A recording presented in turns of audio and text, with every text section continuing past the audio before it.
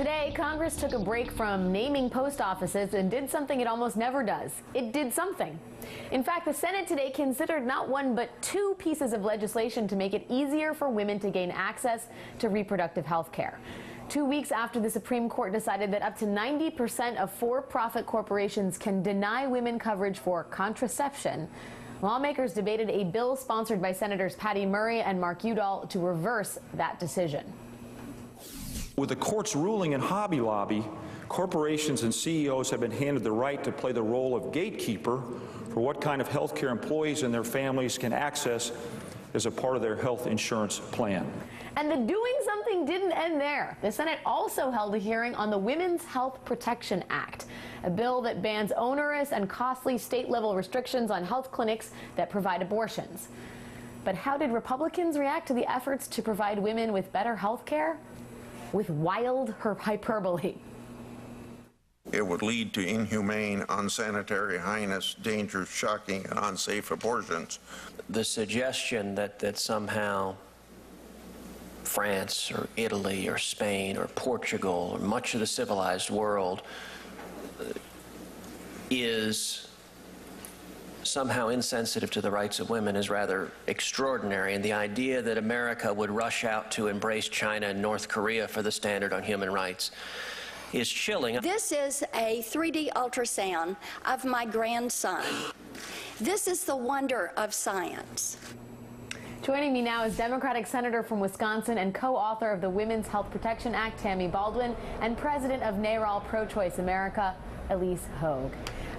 Congressman Baldwin, let's start with the reaction from your colleagues on the right. It is not, I think, a huge shocker that Ted Cruz and Marsha Blackburn are not in favor of supporting a woman's right to choose and making sure she has free and fair access to clinics that provide abortions. Are there any Republicans that you can hope, Senator, to join you on this piece of legislation?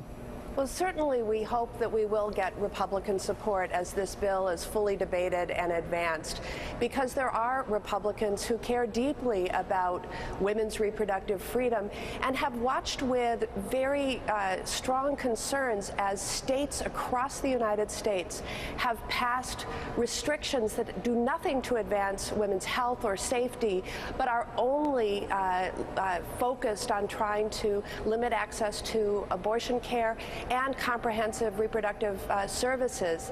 And we have seen over 200 laws enacted in states across the United States in the past 3 years alone that are limiting access, are closing clinics, and it's finally time through this legislation to call a stop to all of that. Ilyse, the senator and many Congress people, Democrats mostly on the Hill, are trying to reverse what seems to be some very bad decisions by the High Court and some very bad decisions on the part of state legislatures.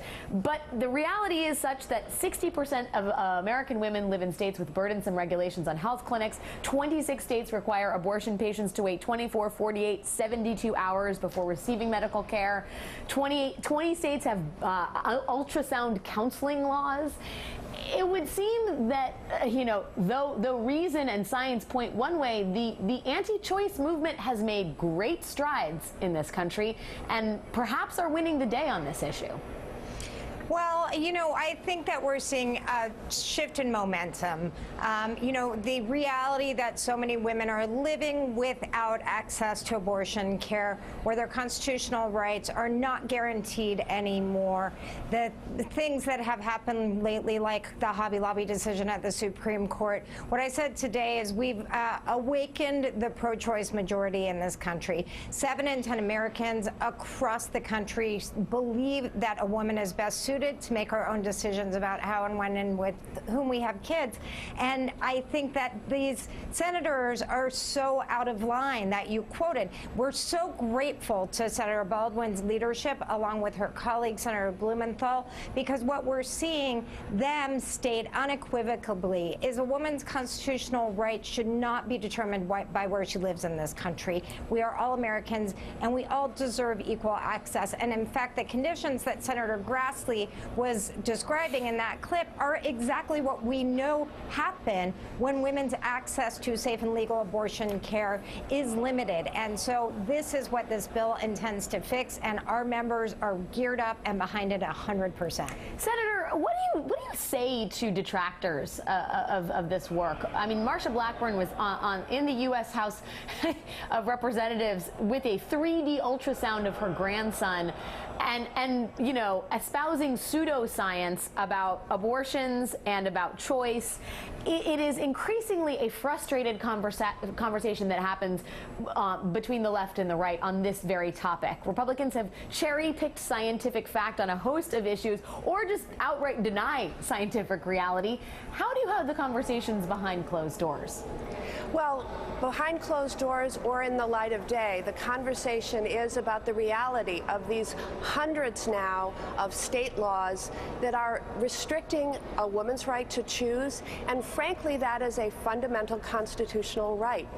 You know, it is not the first time in history that states have passed laws that frustrate people's access to fundamental constitutional freedoms.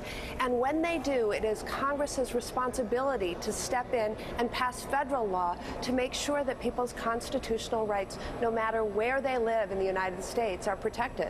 Ilyse, let me ask you in terms of the atrophying of the national conversation. Todd Akin is climbing out of his self-made Todd Akin hole and trying to defend his comments about legitimate rape, saying that in fact he was just trying to talk about the role that stress plays in fertility. I know where Democratic women stand on this, but what do you say to Republican women who may be listening to Todd Akin with open ears? You know, I'm pretty sure no one is listening to Todd Akin with open ears anymore, but I will stress that across the board, that people's belief that we know better what's best for us, for our families, for our health than politicians, that at the grassroots level is not a partisan issue. In fact, most people believe that we should have that choice. So whether it's Todd Akin or, you know, Senator Grassley or Senator Cruz, who were making up facts and science all through the morning to combat this bill, because the facts support this bill, I think we're going to see more and more women and men across the spectrum reject the idea that anyone knows better than us, our partners, our family, and our doctors what's best for us. And Senator Baldwin, on that note, may I say that I have loved the fact that these bills have been co-sponsored by male legislators. I think it is important, overdue, and wonderful to see. Absolutely.